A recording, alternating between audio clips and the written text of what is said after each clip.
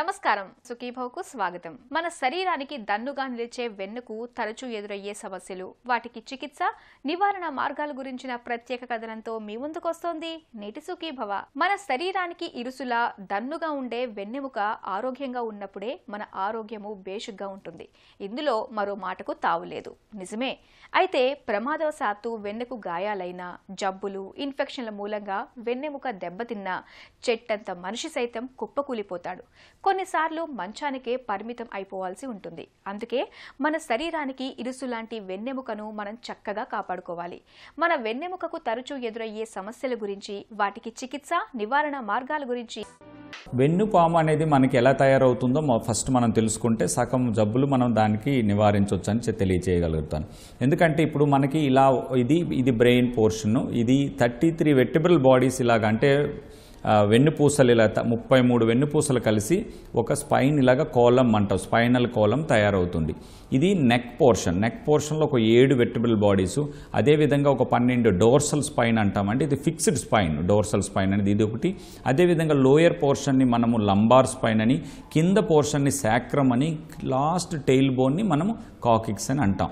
So ఇది cervical vertebra, ఇది dorsal vertebra, ఇది లంబార్ వెర్టిబ్రా, ఇది శాక్రమ్ అండ్ కాకిక్స్. సో ఈ విధంగా ఇటువంటి వెన్నుపాము అనేది మనకి ఈ స్పైనల్ కార్డ్ అనేది ప్రొటెక్షన్ కోసం తయారైనటువంటిది. అదేవిధంగా మన వెయిట్ కూడా దాని నుంచి ట్రాన్స్మిట్ జరుగుతూ ఉంటుంది.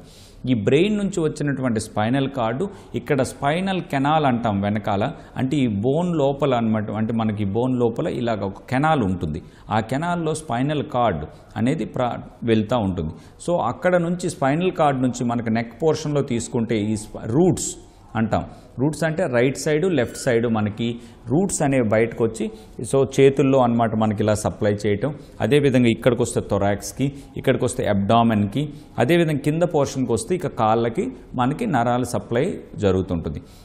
ఈ రూట్స్ అన్నీ కలిసి మనకు నరాల్లా తయారయ్యి మనకి సెన్సేషన్ కానీ, మన మూమెంట్, మోటార్ ఫంక్షన్ కానీ, సెన్సరీ ఫంక్షన్ కానీ మనకి బ్రెయిన్కి, మనకి పెరిఫరల్ అంటే చివరి భాగంలో ఉన్నటువంటి ఈ ఆర్గాన్స్ అన్నిటికి కూడా కనెక్షన్ అనేది స్పైనల్ కార్డ్ ద్వారా జరుగుతూ ఉంటుంది. ఈ స్పైనల్ కార్డ్ ప్రాబ్లమ్స్ కంటే మనకి ఈ బోన్ రిలేటెడ్ ప్రాబ్లమ్స్ కూడా కామన్గా ఉంటాయి. సో ఇటువంటి స్పైనల్ వెర్టిబ్రల్ బాడీస్ అనేవి ఒకదానికొకటి అతుక్కొని ఉండడం కోసం ఇక్కడ జాయింట్స్, అంటే ఇప్పుడు మన జాయింట్ నార్మల్గా హ్యాండ్ జాయింట్ కానీ ముడుకు జాయింట్ ఎట్లా మనం మాట్లాడతాం, అలాగే ఇక్కడ ఫెసెట్ జాయింట్స్ అంటాం. ఫెసెట్ జాయింట్స్ అని రైట్ ఒకటి, లెఫ్ట్ ఒకటి ప్రతి వెర్టిబ్రల్ బాడీని పట్టుకొని ఉంటుంది. అదేవిధంగా ప్రతి 2 వెన్నుపూసల మధ్యలో కూడా మనకి సాఫ్ట్ కుషన్ లాంటి స్ట్రక్చర్ ఉంటుంది, దాన్ని డిస్క్ అని అంటాం. సో ఇటువంటి ఈ విధంగా మనకి ఒక వెర్టిబ్రల్ బాడీసు, దాంతోపాటు డిస్క్లు, ఫెసెట్ జాయింట్, స్పైనస్ ప్రోసెస్లు ఇవన్నీ కూడా కాంబినేషన్లో మనకు వెర్టిబ్రల్ కాలం అనేది తయారవుతుంది. ఈ వెర్టిబ్రల్ కాలంలో different diseases to the different structures రావటం వల్ల మనకు పెయిన్ రావటం అనేది జరుగుతూ ఉంటుంది. తల, కాళ్ళు, చేతులు ఈ మూడింటిని అనుసంధానించేది వెన్నెముకే. అంతేకాదు, కదలికతో పాటు స్పర్శకు సంబంధించిన అనేక రకాల సంకేతాలను మెదడు నుంచి నరాలు, ఎముకలు, కండరాల ద్వారా ఇతర భాగాలకు అందేలా చేయడంలో కూడా వెన్నెముకది కీలకమైన పాత్ర. అలాంటి కీలకమైన వెన్నెముకకు అనేక ఇబ్బందులు ఎదురయ్యే ప్రమాదం కూడా. ఈ నెక్ పోర్షన్లో ఇప్పుడు మనకి ఏదైనా ప్రాబ్లం, ఏ ప్రాబ్లం వల్ల అయినా సరే కానీ, ఇప్పుడు స్పైనల్ కార్డు మీద కానీ రూట్స్, అంటే ఈ రూట్ల మీద ఒత్తిడి ఉండటం వల్ల ఏమవుతుంటుందంటే మనకి నెక్ పోర్షన్లో సివియర్ పెయిన్ రావడం కానీ, అదేవిధంగా నడుములో సివియర్ పెయిన్ రావటము, అదే చేతుల్లోకి ఇలా రావటం, దాన్ని బ్రెకాల్జియా అంటాం. అంటే ఆ నరాన్ని స్పెసిఫిక్గా ఏదైనా కారణం వల్ల ఒత్తిడి ఉండటం వల్ల చెయ్యంతా లాగడాన్ని బ్రెకాల్జియా అంటాం. అదేవిధంగా కాలంతా లాగడాన్ని సయాటికా అంటాం. సో చాలామంది నాకు సయాటికా వచ్చింది, అదేవిధంగా నాకు నెక్ నుంచి చేతుల్లో అవుతున్నాయి, ఇలాంటి కామన్ సమస్యతో మనము చాలామంది వింటూ ఉంటాం. కామన్గా ఏంటంటే ఒక బ్యాక్ పెయిన్ కానీ, నెక్ పెయిన్ కానీ ఏ జబ్బు లేకుండా కూడా నొప్పి రావచ్చు. అంటే ప్రతి నొప్పికి ఒక పెద్ద జబ్బే ఉండక్కర్లేదు. ఫస్ట్ ఆఫ్ ఆల్ మనం ఎస్పెషల్లీ స్పైన్లో, ఎందుకంటే బ్యాడ్ పోస్చర్స్, మనము సరిగ్గా కూర్చునే దగ్గర నుంచి పద్ధతులు సరిగ్గా లేకపోవటం వల్ల, అదేవిధంగా నౌవేడేస్ మనం ఎక్కువ టైం కూర్చొని కంప్యూటర్ ఆపరేట్ చేయటాలు, అదేవిధంగా మనం చిన్న పిల్లల నుంచి తీసుకుంటే మనము పెద్ద స్కూల్ బ్యాగులు మోయటం, అంటే వాళ్ళ కెపాసిటీ కంటే ఎక్కువగా మోయటం అనేది జరగటము, అదేవిధంగా మనం ఇంకా బ్యాడ్ పోస్చర్స్లో మనము పడుకోవటం కానీ, టీవీ చూడటం కానీ, కంప్యూటర్ వాడటం కానీ, ఇలాంటి రకరకాల కారణాల వల్ల మెకానికల్ ప్రాబ్లమ్స్, అంటే అది జబ్బు వల్ల కాదు, మనం ఆక్వర్డ్ పొజిషన్ను, ఆక్వర్డ్ పోస్చర్స్ వల్ల వచ్చే ప్రాబ్లమ్స్లో కామన్గా 100 మందిలో 80 మందికి ఇటువంటి మెకానికల్ బ్యాక్ పెయిన్ కానీ, మెకానికల్ నెక్ పెయిన్ కానీ వస్తూ ఉంటుంది. ఇటువంటి సమస్యని మనము క్షుణ్ణంగా వాళ్ళు చేస్తున్న పని ఏంటి, వాళ్ళు ఏ విధంగా మనకన్నమాట ఉంటున్నారు, వాళ్ళ లైఫ్ స్టైల్ ఎలా ఉంది, ఇలాంటివి తెలుసుకోవటం వల్ల చిన్న లైఫ్ స్టైల్ మోడిఫికేషన్స్ వల్ల కూడా అమేజింగ్గా మనం రిజల్ట్స్ని ఇవ్వగలుగుతూ ఉంటాం. వెన్నెకు తగిలే దెబ్బలు, గాయాలే కాదు, నిత్యం మనం తినే తిండి, మన అలవాట్లు కూడా మన వెన్నెముకపై ప్రభావం చూపిస్తాయి. గాడి తప్పిన ఆహారపు అలవాట్లు, పొగ, మద్యం వంటి వ్యసనాల మూలంగా వెన్ను ఆరోగ్యం ఎలా దెబ్బతింటుందో ఇప్పుడు తెలుసుకుందాం. బద్ధకపు జీవన శైలి, దీనినే శారీరక శ్రమ బాగా తగ్గిపోయిన జీవితమని చెప్పుకోవచ్చు. మన జీవితంలో నేడు శ్రమ అన్నది దాదాపు పూర్తిగా తగ్గిపోయింది. ప్రతి పనికి ఏదో ఒక యంత్రం అందుబాటులోకి వచ్చింది. స్విచ్ నొక్కితే పని అయిపోతుంది. వ్యాయామం కనుమరుగయింది. మనం చేసే ఉద్యోగాలు కూడా కంప్యూటర్లకు అతుక్కుపోయి చేసేవే ఎక్కువయ్యాయి. ఇక టీవీ ముందు కూర్చొని గంటల తరబడి టైం గడిపేస్తాం. ఇలా మొత్తంగా మన జీవితంలో బద్ధకం అన్నది ఒక అంతర్భాగమైపోయింది. దీంతో స్థూలకాయమన్నది పిలవని అతిథిలా వచ్చి పడుతోంది.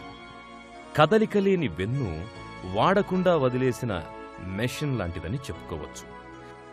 వాడకంలో లేని మెషిన్లో ఎలాగైతే రకరకాల సమస్యలు తలెత్తుతాయో, శారీరక శ్రమ లేని వాళ్లలో కూడా రకరకాల వెన్ను సమస్యలు తలెత్తుతాయి. నడువు నొప్పి ఉండి కాళ్ళ సయాటిక వచ్చింది అనుకుందాం. అటువంటి వాళ్ళు ముందుకు వంగి బరువులు ఎత్తటం మానేయమంటాం, ముందుకు వంగి చేసే పనులు ఆపమంటాం. సో నిటారుగా ఉన్నటువంటి కాళ్ళు పెట్టి ఇలా వంగడం కంటే ముడుకుల దగ్గర కూడా వంచి లిఫ్ట్ చేయటం వల్ల మనకి ఇప్పుడు వెయిట్ లిఫ్టర్స్ కానీ వాళ్ళు ఎలా ఎత్తుతుంటారు, వాళ్ళు ఎవరు కూడా నిటారుగా నిలబడి ఇలా వంగి బరువులు ఎత్తలేరు, ఏ మనిషి ఎత్తలేరు, మనమనే కాదు. సో టెక్నికల్గా ఇప్పుడు ఫర్ మాన్యువల్ లేబర్ అని ఒక అతను ఉన్నారు, ఆయన రోజు కూడా ఏదో ఎత్తాల్సి ఉంటుంది. అలాంటి వాళ్ళు టెక్నికల్గా అంటే ఎక్కడ ముడుకు దగ్గర వంచి హిప్ దగ్గర కూడా వంచి ఎత్తడం అనేది టెక్నిక్ నేర్పిస్తే కనుక వాళ్ళకి ఈ సమస్య నుంచి పూర్తిగా బయటపడతారు. సో అలాంటిగా అదేవిధంగా మనకి సరిగ్గా పడుకునే మ్యాట్రెస్, ఫర్ ఎగ్జాంపుల్ ఇప్పుడు ఉన్నటువంటి కుషన్ లాంటి మ్యాట్రెస్లు అవి ఏం లేదంటే ఫర్మ్ సర్ఫేస్, అంటే ఏదర్ హార్డ్గా ఉండకూడదు, మరీ సాఫ్ట్గా లేని ఫర్మ్ సర్ఫేస్, అంటే ఒక గట్టిగా కానీ మెత్తగా ఉండదు కానీ firm surface, coir side of the bed అంటాం. అట్లాంటి వాడటం వల్ల కూడా వీళ్ళకి పెయిన్ నుంచి సత్వరమే నివారణ జరుగుతూ ఉంటుంది. అదేవిధంగా మనం కూర్చునే పోస్చర్స్లో గంటల తరబడి అలా కంప్యూటర్ల మీద కూర్చోవడమా, ఒక సెల్ ఫోన్ ఆపరేట్ చేయడం అట్లా కాకుండా మనం ప్రతి 40 మినిట్స్కి ఒకసారి నిల్చొని ఒక 2 మినిట్స్ స్ట్రెచ్చింగ్ ఎక్సర్సైజ్ చేయటం, అదేవిధంగా ఒక 1 మినిట్ అయినా కొంచెం నడవటం అటు చేయటం వల్ల ఆ మజిల్ ఫెటీగ్ లేకపోవటం వల్ల కూడా నొప్పి లేకుండా ఉండడం జరుగుతూ ఉంటుంది. ఇటువంటి పేషెంట్స్ అందరికీ కూడా ఫిజియోథెరపీ అంటే బ్యాక్ కానీ బ్యాక్ ఎక్స్టెన్షన్ ఎక్సర్సైజెస్ అంటాం. బ్యాక్ ఎక్స్టెన్షన్ ఎక్సర్సైజెస్ అనేవి చాలా యూస్ఫుల్. ఉదయం ఒక 10 మినిట్స్, సాయంకాలం ఒక 10 మినిట్స్ కానీ ఈ బ్యాక్ ఎక్సర్సైజ్ చేశారంటే ఇటువంటి మెకానికల్ బ్యాక్ పెయిన్స్ అనేవి పూర్తిగా నయమవుతాయి. అదేవిధంగా నెక్ తీసుకుంటే ఐసోమెట్రిక్ నెక్ ఎక్సర్సైజ్ అనే ఫిజియోథెరపీ చేయటం వల్ల కూడా అవి పూర్తిగా నొప్పి లేకుండా అవుతుంది. సో ఇటువంటి మెకానికల్ ప్రాబ్లమ్స్కి life style modification and physiotherapy అనేది మెయిన్ మోడ్ ఆఫ్ ట్రీట్మెంట్గా మనం తెలియజేసుకోవచ్చు. ఇంకా అదర్ కారణాలు దేనివల్ల ఈ మెడ నొప్పి రావచ్చు, లేకపోతే దేనివల్ల ఈ సయాటికా రావచ్చు అనేది చాలామంది ప్రధానంగా అడుగుతాం. ఇంకొక కామన్ కాజ్ ఏంటంటే డిస్క్ ప్రొలాప్స్. ఈ ఎముకల మధ్యలో ఉన్నటువంటి మృదులాస్థి, అది ఈ మెత్తని కార్టిలేజ్ అనేది వెనక్కి వచ్చేసి, అంటే అది ఉండాల్సిన ప్రదేశంలో లేకపోకుండా ఇలాంటి స్పైనల్ కార్డ్ని మనకి ఇలాగ డిస్క్ అనేది వెనక్కి వచ్చి ఒత్తుకుంటుంది. అంటే డిస్క్ ప్రొలాప్స్ అంటారు. నాకు డిస్క్ ప్రొలాప్స్ వచ్చింది, సయాటికా వచ్చింది, నాకు డిస్క్ ప్రొలాప్స్ నెక్లో రావటం వల్ల మనకి ఈ బ్రికాలజీ వచ్చిందని ఇలాంటి కామన్గా మరి చెప్తూ ఉంటారు. సో ఈ డిస్క్ అనేది బాగా ఒత్తుకునేటప్పుడు ఒక్కొక్కసారి ఆపరేషన్స్ కూడా డిస్కెక్టమీ అనేది రావాల్సి వస్తుంటుంది. కానీ ఇటువంటి వాళ్ళ డిస్క్ ప్రొలాప్స్లో కూడా ఈ ముందుకు వంగటం కానీ మానేయటము, లైఫ్ స్టైల్ మోడిఫికేషను, ఫిజియోథెరపీ వల్ల కూడా చిన్న అంటే mild to moderate disc prolapse నుంచి మనము బయటపడవచ్చు.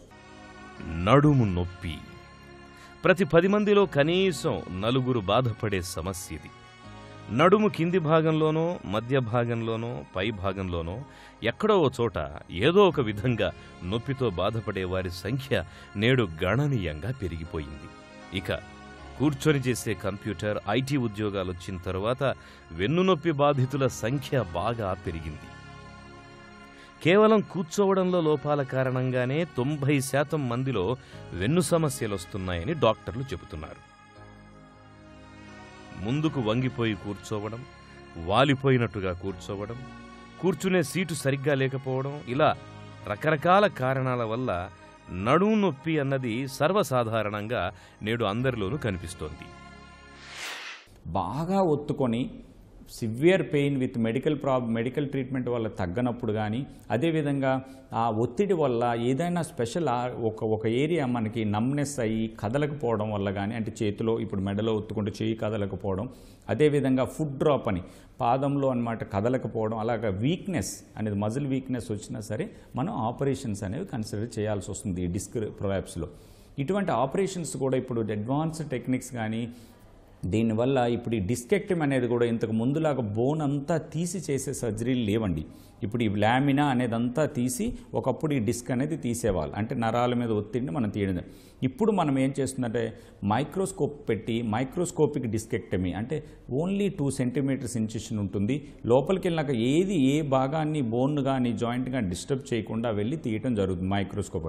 అదేవిధంగా ఎండోస్కోపిక్, అంటే ఇప్పుడు మనం లాప్రోస్కోపిక్, ఆర్థ్రోస్కోపిక్ ఎలా వాడతాం అలాగే ఎండోస్కోపిక్గా స్పైన్ సర్జరీస్ చేయటం కూడా జరుగుతుంది. అంటే ఒక కీహోల్ సర్జరీస్ అనుకోవచ్చు. దానివల్ల వీళ్ళు ఎక్కడైతే ఒత్తిడి ఉందో అటువల్ల తీయటం జరుగుతుంది.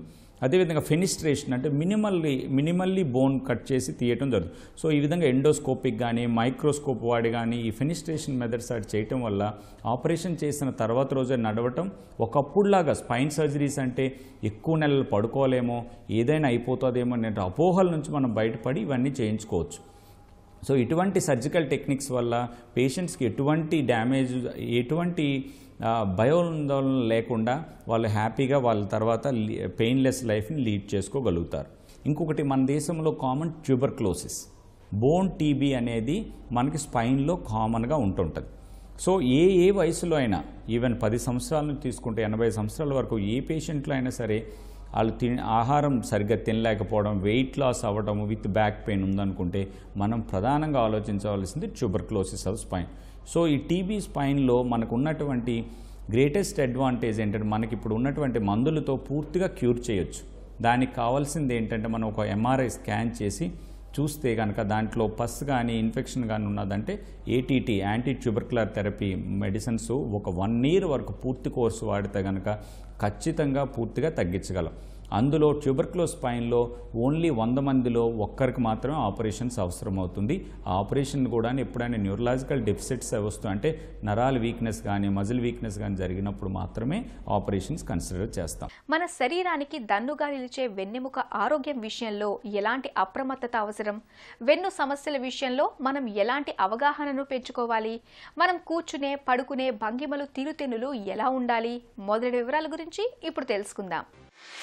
మగవాళ్ళలో ప్రాస్టేట్ క్యాన్సర్ రావచ్చు, లేకుంటే ఆడవాళ్ళలో బ్రెస్ట్ క్యాన్సర్ కానీ, ఓవేరియన్ క్యాన్సర్ కానీ, అదేవిధంగా ఏ క్యాన్సర్ తీసుకున్నా సరే ఆ క్యాన్సర్ స్ప్రెడ్ అయ్యేటప్పుడు ఫస్ట్ అటాక్ చేసేది స్పైన్. అందువల్ల మనకు ప్రైమరీగా ప్రధానంగా మనకు ప్రాస్టేట్ క్యాన్సర్ ఉందా, ఈ బ్రెస్ట్ క్యాన్సర్ ఉందా, లేకుంటే ఇంకా అదర్ పార్ట్స్ స్టమక్ క్యాన్సర్ ఉందని తెలియకపోవచ్చు. కానీ నడుము నొప్పితో మా దగ్గరికి వచ్చినప్పుడు మేము స్కాన్ చేసినప్పుడు ఒక్కొక్కసారి మెటాస్టేసిస్, అంటే అటువంటి ఆ బోన్లో ఉన్నటువంటి లీజన్స్ని బట్టి మనం చెప్పగలుగుతూ ఉంటాం. సో 60 సంవత్సరాలు పైబడిన వాళ్ళలో నెలలు తరబడి ఏదైనా పెయిన్ ఉంటే, అంటే 3 నుంచి 4 వారాల కంటే ఎక్కువగా ఉండి సివియర్ పెయిన్ ఉంది అనుకుంటే మనం తప్పనిసరిగా ఒక ఎంఆర్ఐ స్కాన్ చేసి చూడవలసిన అవసరం ఉంటుంది. ఎందుకంటే ఈ మెటాస్టేసిస్ అంటే క్యాన్సర్ స్ప్రెడ్ అయిన తర్వాత మనకి ట్రీట్మెంట్ చాలా కష్టంగా ఉంటుంది. అందువల్ల ఎర్లీ స్టేజెస్లో మనం కనుక్కోవడం వల్ల లోకల్గా రేడియోథెరపీ కానీ, కీమోథెరపీ కానీ ఇవన్నీ ఇవ్వటం జరిగి పూర్తిగా నివారించే అవకాశాలు కూడా కొన్నిసార్లు ఉంటాయి. ఈవెన్ మెటాస్టేసిస్ అంటే స్ప్రెడ్ అయిన క్యాన్సర్ని కూడా ఎర్లీగా డిటెక్ట్ చేయడం అనేది చాలా ఇంపార్టెంట్ విషయం. అందువల్ల 60 సంవత్సరాలు పైబడిన వాళ్ళు ఈ బ్యాక్ పెయిన్ని మనము వయసురీత్యా అరిగిపోయో లేకపోతే ఏదో స్పాండైలైటిస్ అని ఈ విధంగా మాట్లాడుకొని వదిలేయడం కంటే ఒక్కసారి దాన్ని ఇన్వెస్టిగేట్ చేసుకోవడం అనేది చాలా ఇంపార్టెంట్. అదేవిధంగా 60 సంవత్సరాలు పడిన ఆడవాళ్ళలో ఇంకొక ప్రధాన సమస్య ఆస్టియోపోరోసిస్. ఆస్టియోపోరోసిస్ అంటే బాగా బోన్ మెత్తబడిపోవడం. ఈ బోన్ బాగా మెత్తబడిపోవటం వల్ల ఏమవుతుందంటే వీళ్ళలో ఇటువంటి కోలం అంతా కూడా ఈ బోన్స్ ఉండే సైజు చిన్నగా అయిపోతుంటాయి, కంప్రెస్ అయిపోతుంటాయి. దానివల్ల ఈ మొత్తం స్పైనల్ కార్డు ఆ హైటే తగ్గిపోతుంటుంది. మీరు ఆడవాళ్ళు చూస్తుంటారు, ఇలా వంగిపోయి ఉన్న వాళ్ళు ఉంటారు, ఇంకా పూర్తిగా వంగిపోయిన వాళ్ళు కూడా ఉంటారు. ఇటువంటి వాళ్ళ ప్రధాన సమస్య ఆస్టియోపోరోసిస్. ఈ ఆస్టియోపోరోసిస్ను కూడా నివారించడానికి కానీ ట్రీట్మెంట్ కానీ ఈ రోజుల్లో మనకి ప్రధానంగా చాలా మంచి ట్రీట్మెంట్ అవైలబుల్గా ఉంటుంది కనుక ఇవి తీసుకోండి. అంటే కాల్షియం కానీ, విటమిన్ డి సప్లిమెంటేషను, క్యాల్సిటోనిన్ అనే నేసల్ స్ప్రే, బిస్ఫాస్ఫోనేట్స్ అంటాం. అంటే ఆ బిస్ఫాస్ఫోనేట్స్ అనేవి ఏంటంటే మనం నెలకు ఒకసారి వేసుకునే రిసోడ్రోనేట్, ఎలిండ్రోనేట్ అనే ట్యాబ్లెట్స్ ఉంటాయి. అదేవిధంగా సంవత్సరానికి ఒకసారి ఇచ్చేటువంటి ఇంజెక్షన్స్ కూడా వీటిలో అవైలబుల్గా నవేడేస్ ఉంటాయి. అదేవిధంగా పారాథైరాయిడ్ హార్మోన్ PTH అంటాము, అది ఇంజెక్షన్ రూపంలో ఇవ్వచ్చు, సబ్క్యూటేనియస్ ఇంజెక్షన్. ఇటువంటి మనకి చాలా మొడాలిటీస్ ఆఫ్ ట్రీట్మెంట్ అవైలబుల్గా ఉంటుంది కనుక మనము ఈ డిసీజ్ని ఐడెంటిఫై చేసి ఆస్టియోపోరోసిస్ని, ఎందుకంటే ఆస్టియోపోరోసిస్ అంటే సైలెంట్ డిసీజ్ అంటాం. ఆర్థరైటిస్ అంటే జాయింట్ ప్రాబ్లం, ఆస్టియోపోరోసిస్ అంటే బోన్ ప్రాబ్లం. సో ఆస్టియోపోరోసిస్లో మనకి అది ఇరిగిపోవడం వరకు వచ్చిన తర్వాత మాత్రమే మనకు నొప్పి వల్ల మనకు తెలుస్తుంది. సో ఇటువంటిది అందువల్లనే మనము 40 సంవత్సరాలు పైబడినటువంటి ఆడవాళ్ళలో ఈ ఆస్టియోపోరోసిస్ని మనము డెక్సా స్కాన్ చేయించుకొని ఇటువంటి ఆస్టియోపోరోసిస్ రాకుండా ఆస్టియోపీనియాలో స్టేజ్లోనే మనం అన్నమాట ఈ సప్లిమెంట్స్ అవి తీసుకొని యాక్టివ్గా లైఫ్ స్టైల్గా ఉండటం వల్ల, ఎక్సర్సైజ్ చేయటం వల్ల, ఈ ఇటువంటి మెడిసిన్స్ అంటే సప్లిమెంట్స్ ఆఫ్ కాల్షియం అవి తీసుకోవడం వల్ల ఈ ఆడవాళ్ళు 60 సంవత్సరాలు పైబడినప్పుడు వచ్చేటువంటి ప్రాబ్లమ్స్ని మనం నిలిచే వెన్నుకు తరచూ ఎదురయ్యే సమస్యలు, వాటికి చికిత్స, నివారణ మార్గాల గురించి ప్రత్యేక కథనాన్ని చూసాం కదా. తిరిగి రేపటి సుఖీభవలో మళ్ళీ కలుసుకుందాం. సుఖీభవ కార్యక్రమానికి సంబంధించి మీ విలువైన సూచనలు, సలహాలని వెంటనే మాకు రాయండి. మా చిరునామా Sukhibhava, ETV, Ramoji film city, Hyderabad 501512 లేదా sukhibhava@etv.co.in కు మెయిల్ చేయండి.